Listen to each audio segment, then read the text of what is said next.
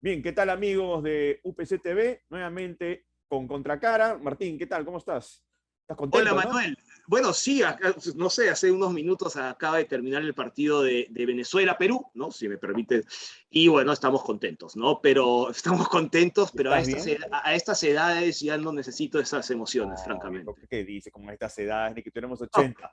Pero yo bueno, creo que todo el mundo ha sufrido, ¿no? Desde que sí, sí, tiene 12 años sí, es verdad, es para verdad. adelante. Un partido bastante reñido y angustiante, ¿no?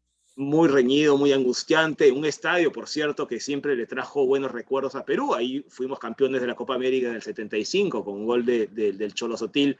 Pero bueno, sufrimos. Oye, Venezuela no es No, aquella, no, no. ¿no? Es correlona, es Hace años que pesada. Venezuela es un Sí, equipo que se ha sí. superado, ¿ah? Pero hemos conseguido los 6 puntos de esta fecha doble, lo Tenemos cual 17, ¿no? sí. Entonces tenemos un punto más de Uruguay, Manuel. Sí, que ha ¿Quién perdido lo, 3-0 con Bolivia en La Paz. Durísimo, ¿a qué momento de Uruguay? Qué momento tan duro Uruguay. Lo digo, pero a estas alturas no hubiéramos pensado tener un punto más de Uruguay, que es un equipazo. Sus malos resultados no le quitan la calidad, por supuesto, ¿no? Pero Claro que no. sí, estoy contento. A tu pregunta, sí, yo supongo que tú también lo hemos sufrido. Así que seguimos adelante, seguimos Yo pensé adelante. que ya todo se venía abajo con ese Sí, penal.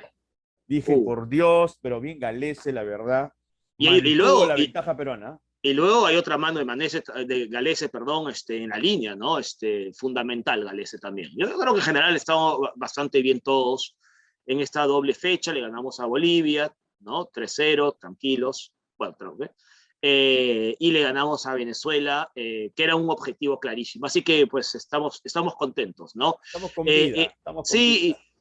y a mí la verdad que me incomoda a veces, tú lo sabes, lo hemos hablado, hablar de fútbol cuando nuestro país está en una situación pues complicada, cuando está la pandemia, pero también, oye, el fútbol nos sirve para relajarnos un poquito, ¿no? Y estar contentos, Sí, ¿no? para cambiar un poco, digamos, el chip, ¿no? De las presiones que Efectiva. tenemos por el tema político. Así es, así es.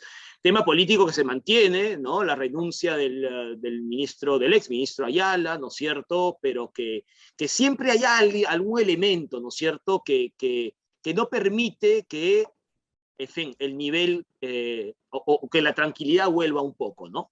Me parece tampoco que, a ver, el presidente no ayuda, ¿no? El No, no, no presidente ayuda, tiene no ayuda. declaraciones bastante controversiales, mensajes que no son muy encriptados. Evidentemente uno se da cuenta que dispara hacia su propia primera ministra, en este caso Así es, Mirta Vázquez, así y uno es. dice, pues bueno, ¿dónde está la coherencia de discurso político que debería haber del presidente con su gabinete? Pareciera que fueran, ¿no? Totalmente distintos, que estuvieran cada uno gobernando un país diferente, y no, los dos están comprometidos, tanto el Ejecutivo, encarnado en el presidente, y el gabinete que pertenece al Ejecutivo. Qué trabajo tan complicado de la primera ministra, ¿no? Que intenta pues tranquilizar y el señor presidente vaya cucho y empieza a hablar o decir cosas que justamente la primera ministra había tratado de evitar, por ejemplo, en aquel voto de confianza, ¿no?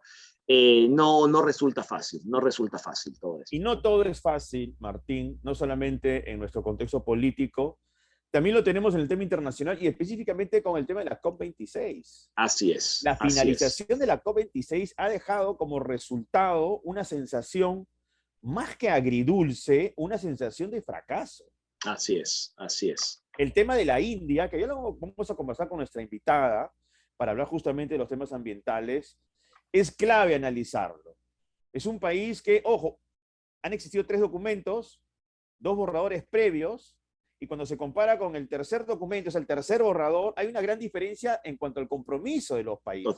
Totalmente, totalmente. Hay varios compromisos. Pero en fin, Manuel, para ya hablar directamente del contenido de nuestro programa Así de hoy, es. hoy vamos a tener primero al señor Jorge Nieto Montesinos, ex ministro de Defensa y además presidente del Partido del Buen Gobierno. Evidentemente, con él vamos a hablar de lo que está ocurriendo en el terreno político.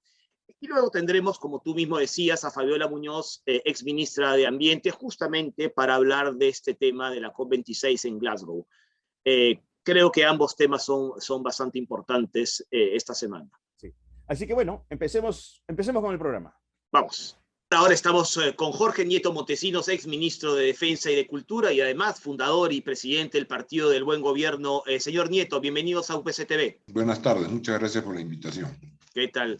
Señor Nieto, hace unos días usted mencionó a través de Twitter que igualó de alguna manera el gobierno y la oposición, señalando que son emisarios de micropoderes permanentes. Mi pregunta antes de preguntarle sobre el gobierno en sí, ¿cree que el papel de la oposición tiene mucho que ver con la crisis que estamos viviendo o también tiene obviamente mucha responsabilidad el ejecutivo que preside el presidente Castillo? Los resultados de una democracia son obra del gobierno, de la oposición y de la sociedad. De modo que lo que venga ocurriendo en nuestra democracia tiene que ver con varios actores. Obviamente el gobierno es el que es cantante porque es quien tiene la posibilidad de decidir y tiene el poder para poder ejecutar sus decisiones. El Congreso tiene un rol contralor, vigilante, representativo, pero también legislativo.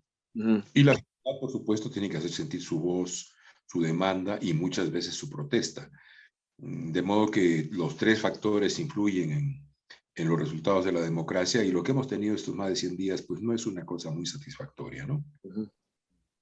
Más bien aprovechando lo que usted está refiriendo, señor Nieto, en cuanto al accionar básicamente del gobierno y de su partido, Perú Libre, en estos últimos días hemos podido ver nuevos incidentes que señalan que no existe pues una cohesión, no existe una armonía. Este tipo de asperezas que tiene la vicepresidenta Boluarte con el líder de Perú Libre, Vladimir Cerrón, lo que indican básicamente es que están a punto de pronto de separarse o de generar pues un mayor conflicto. ¿Usted cómo analiza el comportamiento de Perú Libre a través de Vladimir Cerrón con el Ejecutivo? Bueno, es evidente que traen ideas estratégicas distintas. En el caso de Perú Libre, a través de sus líderes, ha expresado una idea muy nítida, una idea estratégica muy nítida. Ellos piensan que la victoria electoral, la conquista del gobierno, es apenas un paso en el proceso de producir una revolución, una revolución revolucionaria. Y en ese esquema, la convocatoria a una asamblea constituyente es un paso decisivo, no porque la nueva constitución sea una cosa que les preocupe mucho, sino porque la asamblea constituyente es una especie de contrapoder que finalmente terminará de dar paso a un nuevo régimen político. Lo han dicho con todas sus letras, con toda claridad. Desde esa perspectiva, también lo han dicho, la acción en el Congreso no es relevante porque en el Congreso no se hace la revolución, así lo han dicho. Y tienen razón, en el Congreso no se hace la revolución. Pero hay un matiz importante allí, que es que el gobierno del señor Castillo ha ido incorporando a miembros, a su gabinete, por ejemplo, a políticos de un perfil más moderado, como la primera ministra Mirta Vázquez, quien poco a poco, a partir de una serie de crisis, está cambiando la conformación de ese gabinete. ¿Eso cómo lo analiza? Bueno, pero hablábamos de Perú Libre, ¿no es cierto? Ellos tienen una Sí, posición exactamente. Que está dividido, ojo, que está dividido. En el caso del gobierno, la verdad es que no se ve una opinión, una posición estratégica clara, porque hoy en día afirman que van en una dirección y al día siguiente sale el presidente a corregir a alguno de sus ministros y a señalar cosas que no son concordantes con la opinión expresada apenas unas horas antes. El gran problema que tiene el gobierno es que necesita, primero, definir una visión de lo que quiere hacer, tenerlo muy claro y tener la convicción en eso que define que sea su visión y qué es lo que quiere hacer. Yo siempre digo que el problema principal del gobierno en este momento es un problema de emplazamiento estratégico. No ha leído bien los resultados de la elección, ni de la primera vuelta, ni de la segunda vuelta. Ellos, no sé por qué, quizás influidos por la propia forma de pensar de Perú Libre, que quien ha ganado la elección es la izquierda extrema y no son capaces de leer hasta ahora que la segunda vuelta de la elección es una coalición entre la izquierda extrema, la más moderada y posiciones de centro, todos ellos coaligados en una suerte de ideología antifujimorista. Pero adicionalmente, que en esa segunda vuelta, el resultado ha sido muy estrecho. 51 más 1, la victoria, 51, 50 menos 1, la derrota. Por tanto, estamos hablando de un resultado muy, muy estrecho que también tiene incorporado en ese razonamiento de emplazamiento estratégico. Y creo que lo que está viendo en el gobierno es que esta dificultad de leer bien el resultado electoral, de sobrevalorar lo que se ha producido en la primera y en la segunda vuelta de las elecciones, lo está llevando a un mal emplazamiento estratégico que está siendo lenta, tortuosa, silenciosa y negadamente corregido. Se ha señalado que la ministra Vázquez está tratando de, siendo una mujer de izquierda, tratando de orientar el gobierno en una dirección más hacia el centro. Y junto con uno que otro ministro. Por tanto, este es el gran dilema estratégico que tiene el gobierno y mientras no lo resuelva, va a seguir teniendo dificultades en curso. Ahora, ese señor Nieto, en referencia a eso y con lo que le preguntó Manuel en referencia al gabinete, no hemos llegado ni siquiera a los 4 meses de gobierno y hemos tenido 2 gabinetes claramente diferentes, uno encabezado por Guido Bellido y el otro, como usted ha mencionado, por Mirta Vázquez. Ahora, este gabinete no se puede calificar de serronista y de hecho lo es cada vez menos, ¿no es cierto? Mi pregunta es la siguiente, ¿qué más falta en este gabinete para seguir bajando un poco las tensiones? Tensiones que luego se reflejan, obviamente, en la relación entre el Ejecutivo y el Legislativo. Lo que acabo de decirle, falta un nuevo emplazamiento estratégico del cual estén convencidos todos los miembros del gobierno, especialmente el presidente. Especialmente el presidente. No se puede gobernar contra el presidente. Pero digamos en cuanto a nombres, ¿no? Porque está el ministro de Educación todavía que incomoda. Lo que digo justamente es que no es un asunto solo de nombres. Es un asunto de emplazamiento estratégico, de visión, de convicción en lo que se va a hacer y de energía para llevarlo adelante. Pero lo que vemos nosotros cotidianamente en el gobierno es una dubitación estratégica. Le digo la última. La ministra Vázquez, con sensatez, no ha dicho que no a la Asamblea Constituyente, pero ha dicho que no es parte de la agenda prioritaria en este momento. Usted puede leer esa declaración de muchas maneras, que sí será después o que no será nunca, pero lo que ha dicho es que en este momento no es parte de una es agenda indeterminado. Pero lo determinado es que en este momento no lo... Claro, es indeterminado, me refiero. Es una respuesta indeterminada. Pero es determinado que en este momento no lo es. Ok. Es una respuesta clarísima. Ahora, en función de lo que usted está respondiendo, señor Nieto, hay algo bien interesante por el presidente. No le he escuchado, no le he escuchado. Se cortó su comentario. Lo que le digo es que mientras la ministra dice eso, el presidente en su último discurso de Ayacucho vuelve a plantear el tema de la Asamblea Constituyente. Bueno, cuando hablo de dubitación estratégica, me refiero a eso, a que se afirma una cosa un día y al día siguiente se afirma una completamente distinta.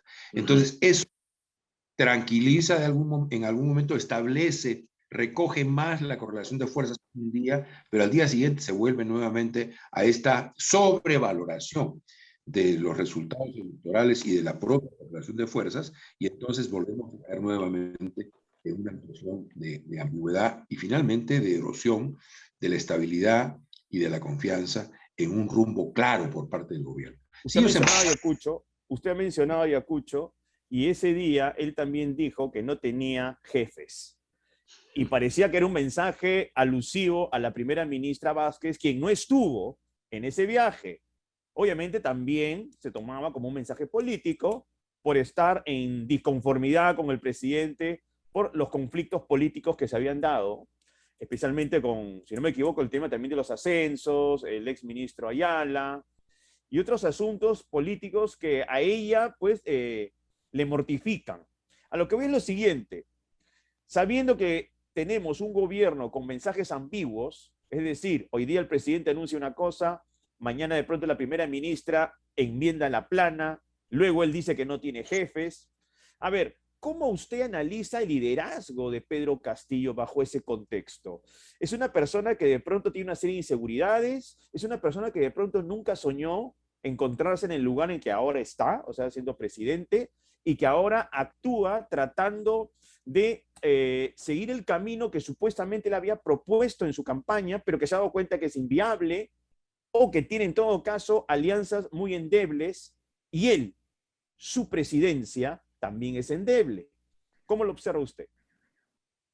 Bueno, uno ve un liderazgo intermitente, ¿no es cierto? En ciertas crisis el presidente simplemente ha desaparecido. Tiene un comportamiento bastante secretista, digámoslo así.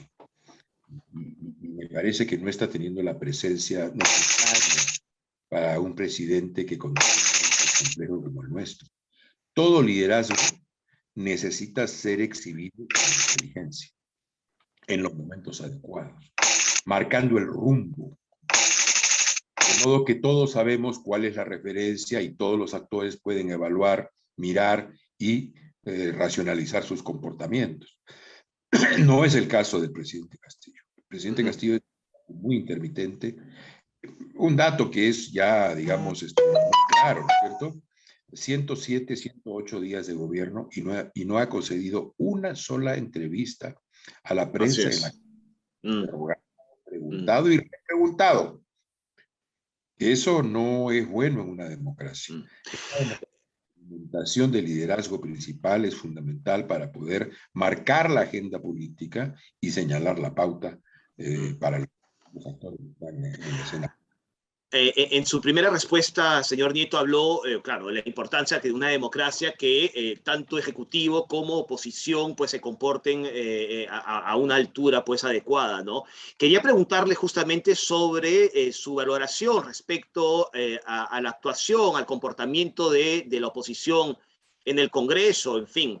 Y lo digo porque básicamente desde que asumió la presidencia el señor Castillo, la palabra vacancia ha sido, digamos, una de las palabras más repetidas, comentadas por la oposición.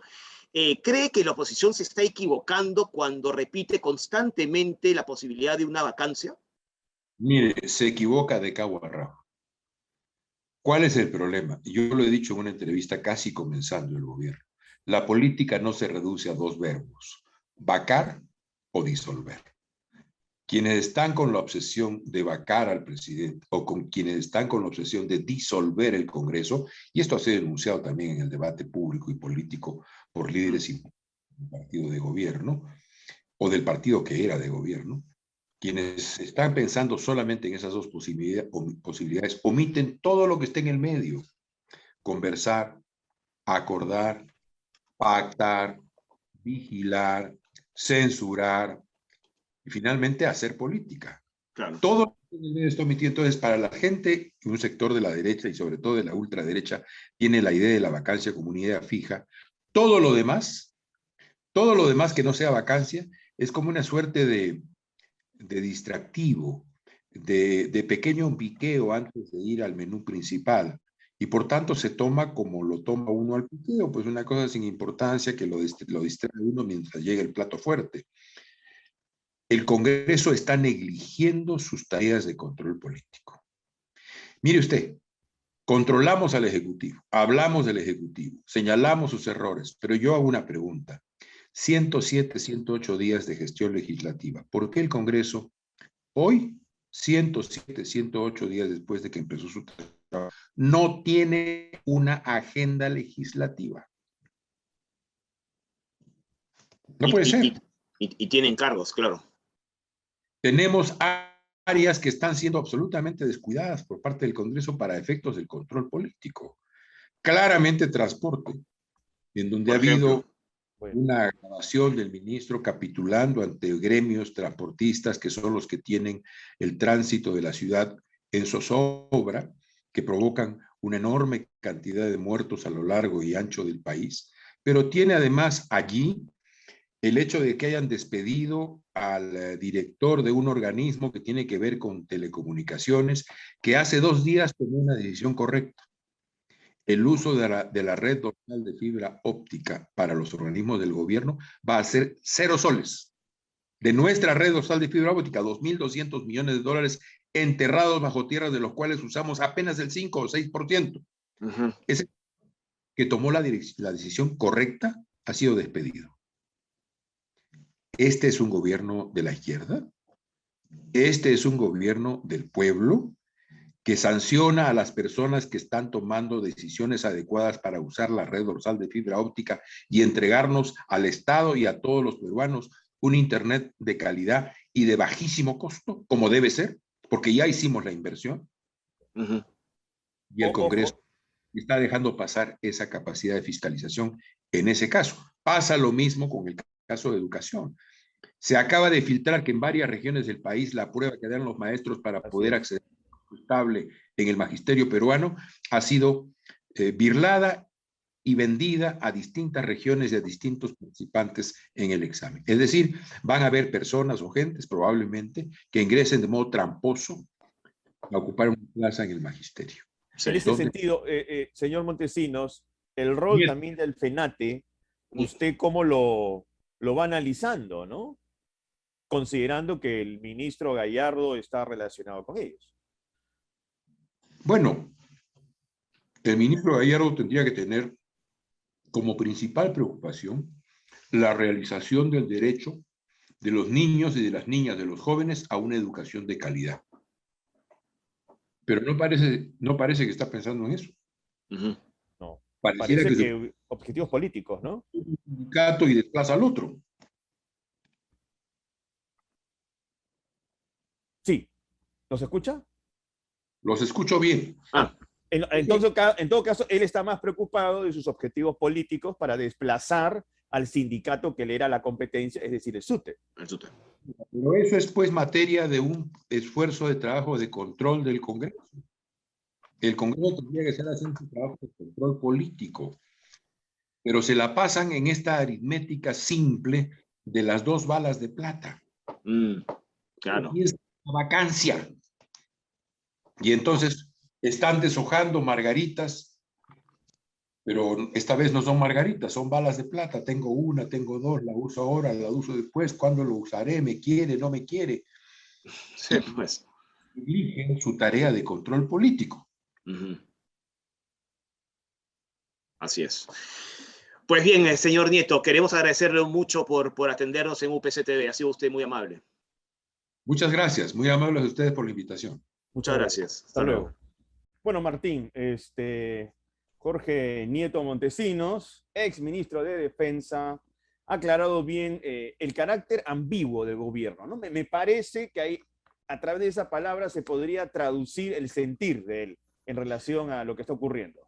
Bueno, es que es una evidencia, ¿no? Lo mencionábamos antes, ¿no? Lo que dice Mirta Vázquez luego es cambiado por el presidente Castillo y viceversa. Entonces, en fin, evidentemente hay una situación un poco extraña y que no permite, pues, digamos, no ayudan a que la tranquilidad pues se mantenga en el país, ¿no? Y luego lo otro, y él lo menciona claramente, acá todo esto se sostiene no solamente por el Ejecutivo, sino también por el Legislativo, ¿no? Y es un Legislativo que claramente tampoco está a la altura de las circunstancias, me parece. Es decir, tenemos un Ejecutivo poco coherente. Así es. Parece que no existiera una sincronicidad en lo que piensa el presidente y piensa la primera ministra.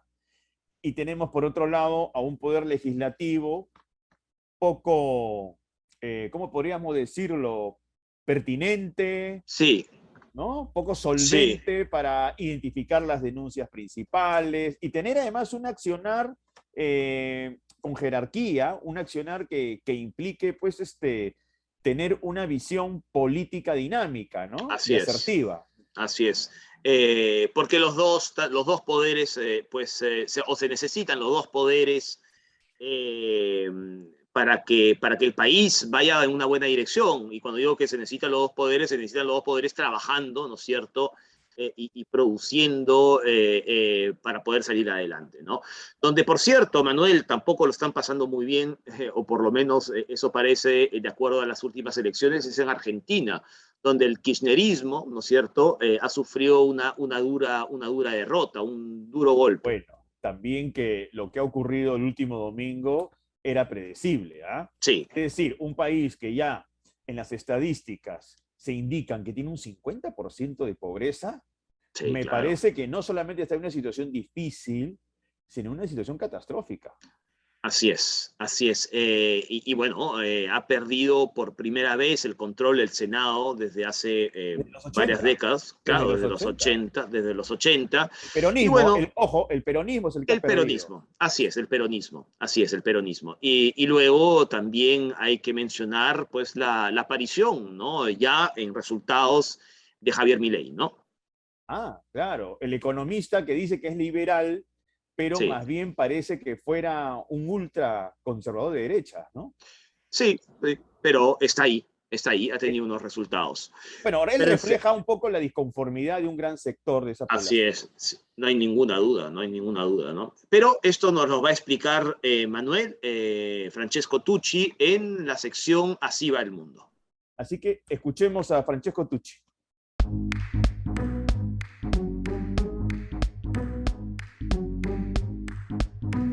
Tenemos una transición hasta el 2023 que hay que acompañar y administrar entre todos, porque estamos frente a un gobierno que no tiene plan y no tiene rumbo.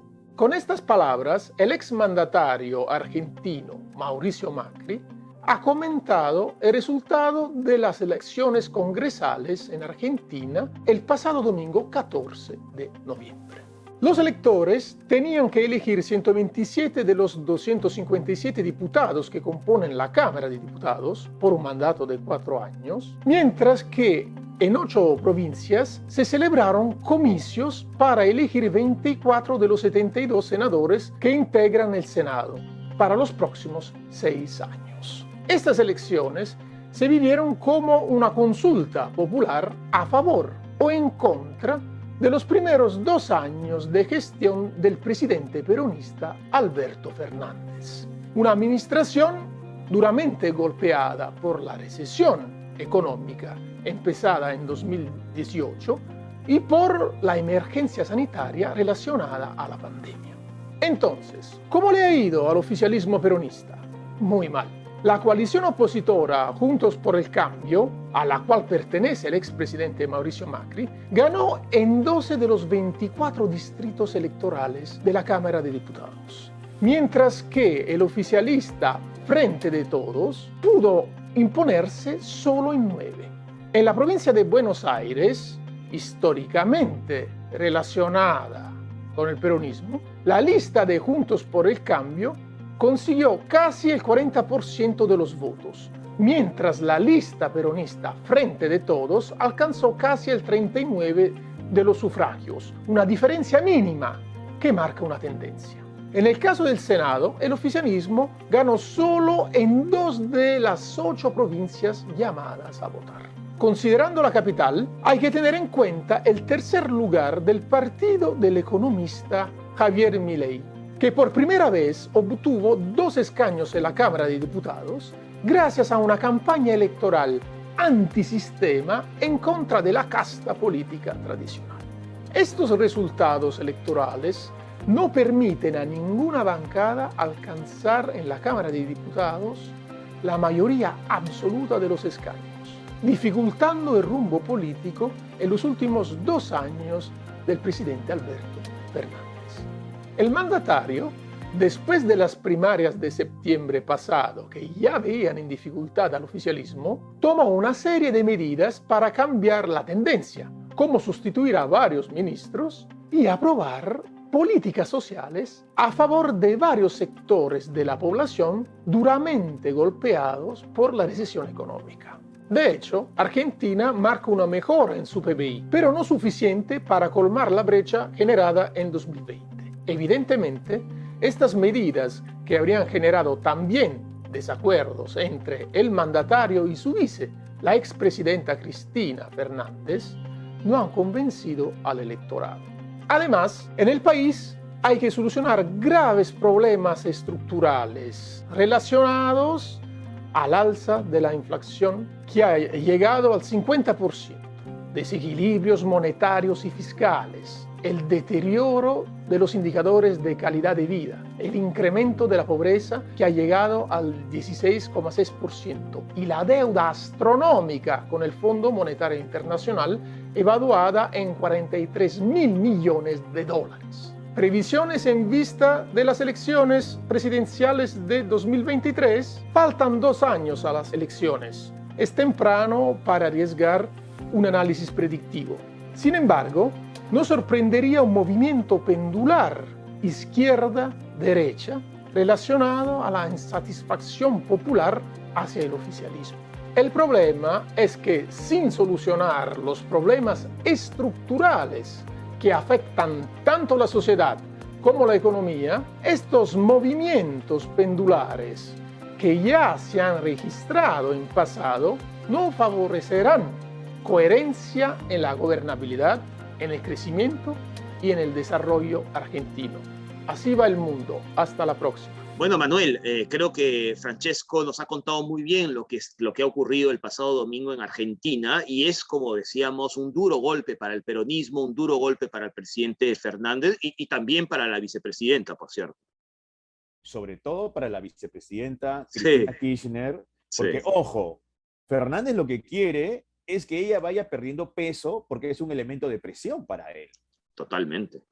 También hay que tener ese tipo de lectura, ¿no? Sí. Ahora, el que más bien gana es Macri, ¿no? Sí, claro, partido, con su agrupación, sí, que más bien ahora tienen expectativas interesantes para presionar al Ejecutivo y tener posibilidades de acá a 2 años, porque si no me equivoco, en el 2023 ellos tendrían elecciones presidenciales, ¿no? Y obviamente han tomado mucha fuerza, ¿no es cierto? Y bueno, vamos a ver qué es lo que ocurre a partir de ahora, pero sin duda el mapa electoral ha cambiado en Argentina, y eso, como tú dices, pues crea nuevas expectativas para las próximas elecciones presidenciales. Martín, lo que ha creado... Sí. El 21 son elecciones presidenciales en Chile. Y la cosa está bien parejita, ¿eh? Es verdad. Boric con Katz. Katz, sí, el representante de la derecha. Buen apunte. Boric, el representante de la izquierda. Así es. Vamos a ver qué es lo que ocurre, pero como tú dices, bien pegadito todo. Pero hablaba de expectativas en Argentina y donde no hubo, o donde hubo muchas expectativas y que al final no fue tal, fue en la reunión de la COP26 en Glasgow, en Escocia, Manuel. Lo que ocurre también hay un tema, ¿no? Acusaban a Alberto Fernández de pasearse y tratar de seducir a Biden, sobre todo a Biden. Sí, sí. Cuando le promete pues una alternativa ambiental interesante donde Argentina teóricamente podría liderar, pero Argentina pues no tiene plata. Argentina además es un agente de contaminación muy fuerte. Entonces ahí hay una contradicción. Más bien lo que se evidencia es básicamente una retórica política, ¿no? Así es, Manuel. Pero para esto hemos invitado a Fabiola Muñoz, ex ministra de Ambiente, para justamente hablar sobre lo que ocurrió hace unos días en Glasgow. Sí, y sobre todo para que nos cuente un poco por qué en todo caso sería un final agridulce para muchos especialistas, ¿no? Eso mismo. Entonces, así que vamos con la entrevista. Vamos con ella. Vamos. Bien, amigos de Contracara, continuamos con el programa y ahora tenemos la presencia de la ex ministra de Ambiente, Fabiola Muñoz. Con ella vamos a conversar sobre la COP y el final un poco agridulce que ha tenido esta conferencia. ¿Cómo está, señora Muñoz? Muy buenas tardes. Bienvenida a Contracara. Muy buenas tardes. Muchas gracias por la oportunidad. Bienvenida. Bueno, terminó la COP y, a ver, para muchos, lamentablemente, esas expectativas previas se diluyeron. Existieron 3 documentos, 3 borradores. El primero evidenciaba un compromiso interesante. Sin embargo, cuando llegaron al tercer borrador, los grados de compromiso disminuyeron. Tanto así que el rol de la India, que era importante, porque lo que se le pedía a la India básicamente era que descontinuara sus plantas de carbono. Sin embargo, parece que eso no se va a dar en los tiempos o los plazos que se pretendían. ¿Cómo usted ha observado este tipo de final en la COP26 en Glasgow, Escocia? Sí, efectivamente, esta era una COP que generó mucha expectativa, básicamente por la evidencia científica que nos dice que con todos los esfuerzos y los compromisos que se han asumido hasta hoy día, no llegamos a bajar de los 2.2 grados, ¿no? Ujú. A pesar, hasta antes de la COP, digamos, ¿no? O sea, Ujú. los esfuerzos y compromisos hasta antes de la COP proyectaban que estuviéramos en 2.2. Entonces, la COP era el espacio natural para decir, ok, ¿qué tenemos que hacer ahora para llegar a 1.5? ¿No? Así es. Entonces, fueron barajándose muchas ideas, muchos anuncios. Yo creo que el sector más beneficiado ha sido el tema de bosques, el tema de naturaleza, ¿no? Sí. Han habido muchos ofrecimientos de financiamiento para parar, para detener deforestación, para poner en valor bosques en pie, para el tema de atacar los problemas vinculados a biodiversidad. Y eso es una buena cosa. Pero en el otro lado, los compromisos que necesitábamos para detener consumo de combustibles fósiles y por ende Exacto. hacer la transición energética, Ujú. la transición a electromovilidad o parar el uso de carbón, ¿no?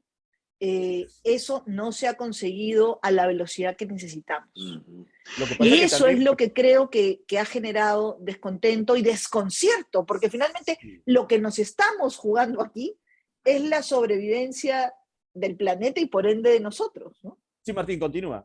Sí, sí, no, y mi siguiente pregunta era además, porque aunque hubo un acuerdo para poner fin, por ejemplo, a la fabricación de vehículos contaminantes, ¿no? De diésel y de gasolina, pero a partir de 2035, lo que ocurre es que hay dos países, bueno, en realidad tres, pero dos muy grandes que no se han sumado a este acuerdo, que son China y Estados Unidos. El tercero, creo que de importancia es España, ¿no? Un país donde, por cierto, hay muchas fábricas de automóviles.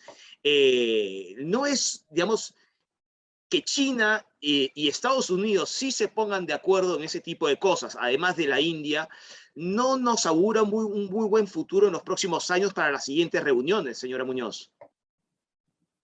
Bueno, de hecho, necesitamos empezar a empujar desde otros ángulos que estos países se pongan de acuerdo. Por ejemplo, ¿no? España efectivamente es un país muy importante en el rubro de movilidad, ¿no? De Sí. energía. Y España hace varios años atrás ya tiene una política de promoción de las energías renovables no convencionales. Cuando se decía que la solar no da seguridad y que por lo tanto una red energética no puede estar basada en energía solar, España aprobó lo contrario, ¿no? Y hoy día tiene un altísimo porcentaje basado en energía solar. Pero Y además eólica está también, ¿no? Me jugando, parece. y eólica también. Y Ujú. también está jugando, por ejemplo, con incentivos y desincentivos muy interesantes. En el centro de España, en todo el centro histórico de España, ya no pueden entrar carros, no pueden entrar vehículos de gasolina, Ujú. de combustibles fósiles. Ujú. Solamente pueden entrar vehículos eléctricos, por ejemplo. Entonces, ese tipo de incentivos o desincentivos también empiezan a hacer que las personas, las empresas, empiecen a decir, oye, si me vas a poner este tipo de restricciones, yo prefiero entonces invertir en migrar. Y ahí creo que también el sector privado tiene que jugar un rol muy importante. Yo vengo hace algunos meses atrás conversando con el sector financiero, porque el sector financiero tiene que ayudar en los procesos de transición. Con financiamiento caro, nadie puede hacer este proceso. Y ahí también el sector privado, las empresas, por ejemplo, Tesla como compañía, sí ha hecho una apuesta muy interesante y lo que dice es, mira, yo ya estoy con vehículos eléctricos, pero necesito y reconozco que tengo que generar un modelo que sea asequible para así es. el promedio de la gente. Entonces están invirtiendo en desarrollar tecnología, en abaratar costos para que se pueda masificar. Pero igual, hay que tener un financiamiento para poder acceder, por ejemplo, a transporte público de ese tipo, ¿no? Entonces, esos sectores podrían hacer la diferencia en la balanza y obligar a que los países como Estados Unidos y China tengan que tomar otras medidas porque los consumidores y el sector privado finalmente están prefiriendo determinado tipo de productos, ¿no? Ujú. Eso es importante. Sin embargo, en esa transición hay una serie de variables que están involucradas al tema comercial, ¿no? Hacerlo accesible, pero también hacerlo viable económicamente para esa transición. O sea, China, Estados Unidos, la India se resisten porque en el fondo saben que les va a costar muchísima plata hacer ese cambio. Y eso forma parte, más allá de nuestras buenas intenciones, del mundo real. Claro, pero lo que tenemos que ver ahí, y ese es siempre es el conflicto entre el corto y el largo plazo, ¿no? Yo lo pondría de esta manera. En el corto plazo, no querer hacer esa inversión genera que no tengamos futuro. O sea, porque ya no va a haber discusión en 20 o 30 años, ¿no? Porque no vamos a existir, digamos, ¿no? O muchos de estos mercados ya no existirían si es que los países consumidores empiezan a hundirse, por ejemplo, los que están en islas, ¿no? O países como Australia o otros países que tienen un problema con el incremento del mar, ¿no? Del nivel del mar. Si miramos el largo plazo y analizamos esto, ese cambio hoy día nos puede generar nuevas oportunidades de negocio. Ujú. Y yo lo pondría, en el Perú tuvimos un caso hace unos años atrás, muy interesante, en el norte de Lima, ¿no es cierto? Cuando uno se va por la costa, encontraba una zona muy contaminada, un lugar de pesca emblemático, ¿no? En Ancash. Esta bahía estuvo con la industria pesquera ahí durante muchísimos años, y entonces en un momento se tomó la decisión de que la industria tenía que salir de la bahía y tenía que moverse a otro lugar. Hubo un acuerdo y algunas empresas se resistieron y otras tomaron la decisión de hacerlo. Ujú. Una de estas empresas dijo, bueno, si me voy a mudar y voy a cambiar mi matriz energética también. Voy a entrar al tema de gas, por ejemplo, ¿no? Ujú. Cuando hizo el cálculo, pensaban que iban a recuperar la inversión como en 12 años, más o menos. Me parece, si mal no recuerdo la presentación que hicieron, que en 5 años ya habían recuperado la inversión. O sea, realmente estaban teniendo un crecimiento enorme Ujú. y habían recuperado la inversión que habían hecho, eran más limpios, menos contaminantes, tenían un montón de ventajas. ¿Por qué? Porque incorporaron la variable ambiental más temprano que las otras empresas. Ujú. Y eso es lo que tenemos que ver, ¿no? Usted, estamos hablando de temas relacionados con el Perú, y yo recuerdo mucho un artículo ya hace varios años de Tomás Unger, cuando pues se habló de este yacimiento de litio en Puno, ¿no es cierto? Y Tomás Unger decía que era una enorme oportunidad de negocio para nuestro país. Durante su gestión, señora Muñoz, al frente del Ministerio de Ambiente, se habló de algo relacionado al litio, pero sobre todo también a la entrada, no sé, porque la velocidad de la entrada de los autos eléctricos al Perú no ha tenido la misma velocidad que otros países de la región. Insisto, durante su gestión, ¿se habló algo relacionado con esto, con esa posibilidad, digamos, en fin, de ayudas fiscales o tributarias para la entrada de este tipo de automóviles? Porque, que, por cierto, no suelen ser baratos, ¿no? Sí, hay tres ideas que a mí me parecen fundamentales sobre esto, ¿no? Primero, que trabajamos muy de la mano con el Ministerio de Energía y Minas y con el Ministerio de Economía y Finanzas para generar un desincentivo a la entrada de vehículos con combustibles fósiles, Claro. Y más bien un incentivo, o sea, mantener esta idea de impuesto cero. Mucha gente pensaba que, oye, ¿cómo le vas a quitar el impuesto a un vehículo de lujo? ¿No? Porque son vehículos muy caros. Sí. Lo que nosotros estamos premiando ahí no es el lujo, es la no contaminación, ¿no? Y no contaminación solamente por la generación de emisiones, porque no tienen combustión, sino también el ruido. Un Así vehículo es. eléctrico no genera ruido.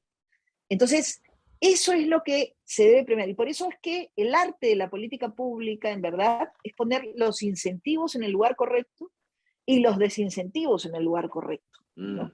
Entonces, trabajamos de la mano economía y finanzas, energía y minas y nosotros como ambiente en este tema de reducir todos los impuestos, no tener para los vehículos eléctricos. Lo segundo fue trabajar con la cooperación para tener una vitrina, ¿no? Y ahí Energía y Minas y el Ministerio de la Producción fueron muy, muy buenos con la cooperación alemana, por ejemplo, para tratar de tener vehículos que muestren. Inclusive la Municipalidad de San Isidro tiene una unidad, un bus eléctrico, ¿no?, que circula. Se han puesto algunas instalaciones de carga para vehículos eléctricos o híbridos. El sector privado tiene interés, ¿no? Y eso creo que hay que mostrarlo, ¿no?, las ventajas de esto.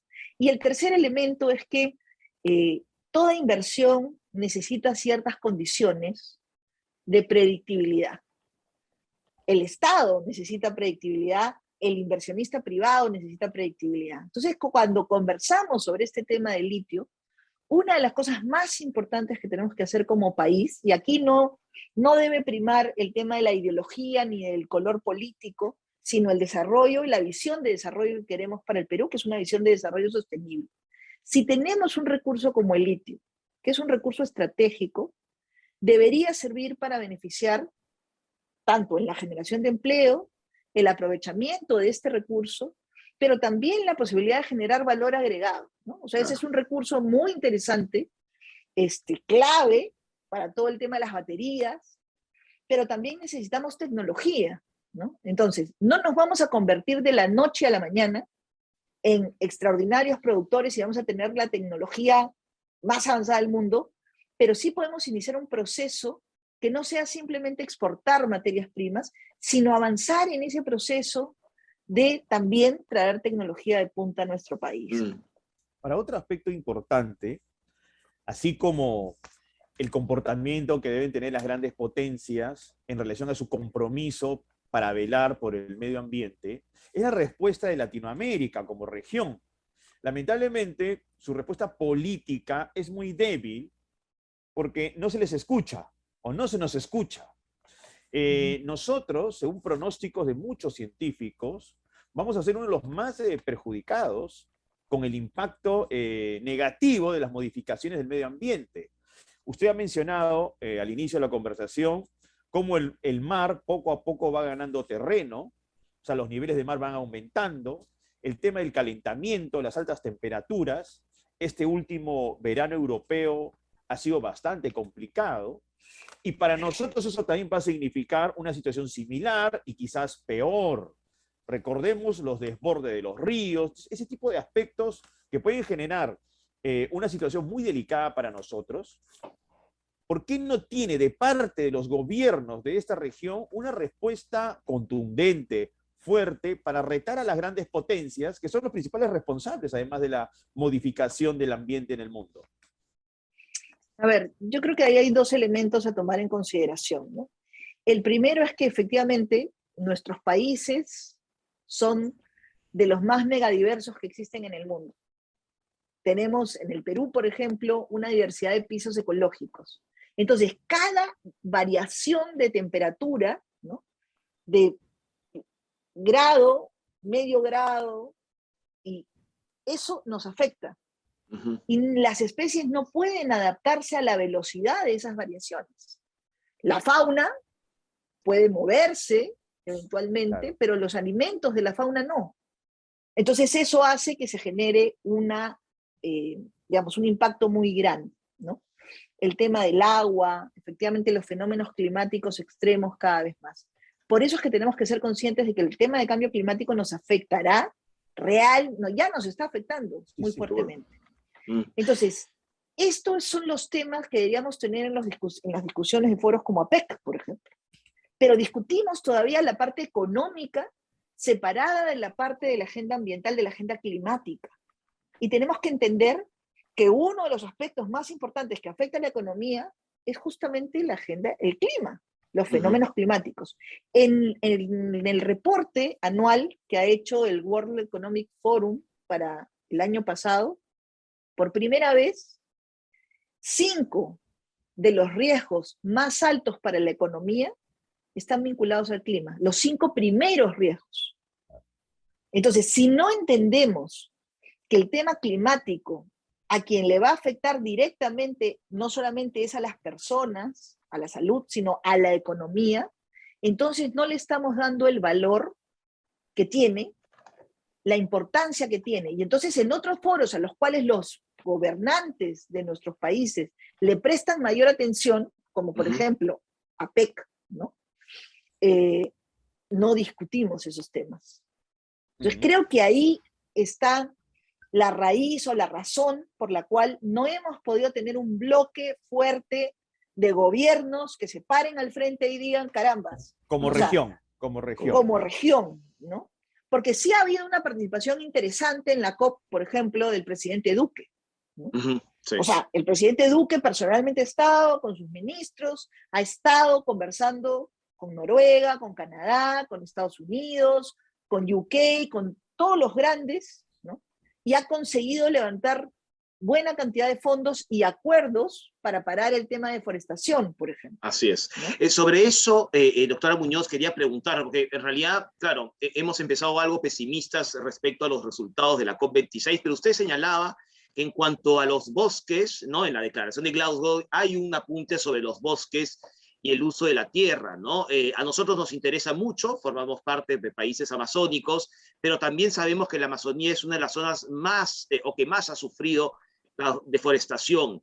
¿Cómo debería impactar esta declaración de Glasgow justamente a favor de la Amazonía, bueno, peruana, en fin, de la región?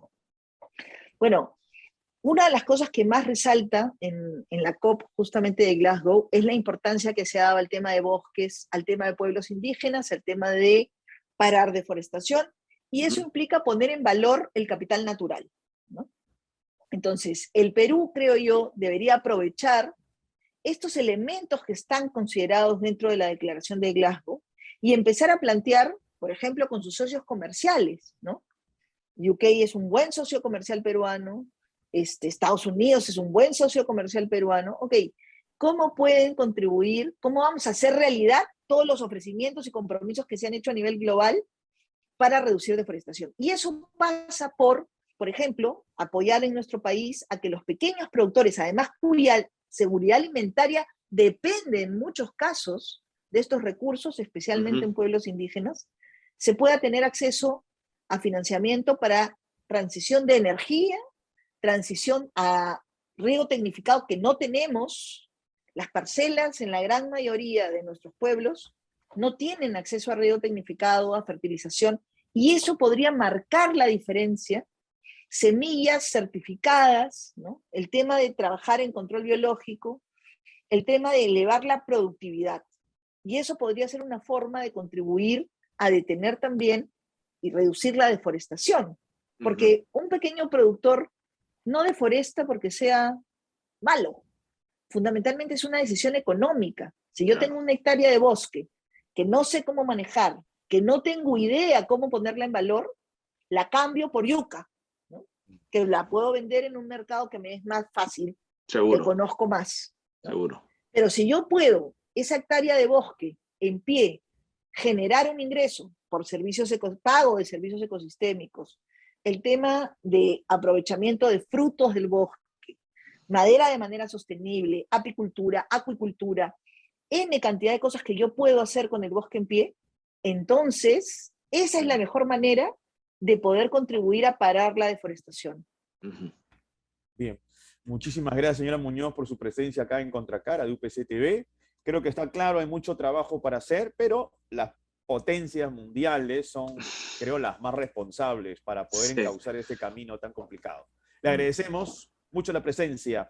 Fabiola Muñoz, muchas gracias a ustedes. De Ambiente. Muchísimas gracias, muchas gracias. Hasta luego. Bien, Manuel, lo ha comentado la propia Fabiola Muñoz, ¿no es cierto? Efectivamente es un final agridulce de esta COP26, pero también hemos hablado, yo creo que temas bien interesantes de lo que ella lo puede explicar, ella nos lo ha explicado, de lo que se hizo durante su gestión, sobre todo en cuanto a las posibilidades que tiene el Perú, ¿no es cierto? Hemos hablado de litio, pero tantas cosas más que están ahí y que creo que tienen que empezar a marchar.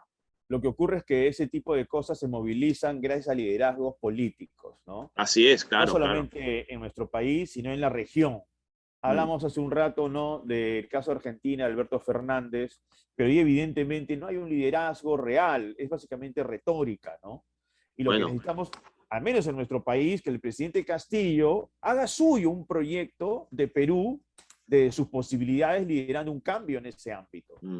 Bueno, tú mencionabas Argentina, pero también podemos mencionar lo que ocurre en la región, pero centrado en Brasil, ¿no? El presidente Bolsonaro no es un hombre que exactamente haya apostado por la defensa de la Amazonía, al contrario, ¿no es cierto? Y justo, y lo digo sobre todo porque dentro de la declaración de Glaudo también se habla de los bosques y el uso de la tierra, por cierto, son responsabilidades asumidas por varios países, entre ellos el Perú como firmante, ¿no? Entonces sí, es que claro, las declaraciones están muy bien, ¿no? Están muy bien, nos gusta, son intenciones.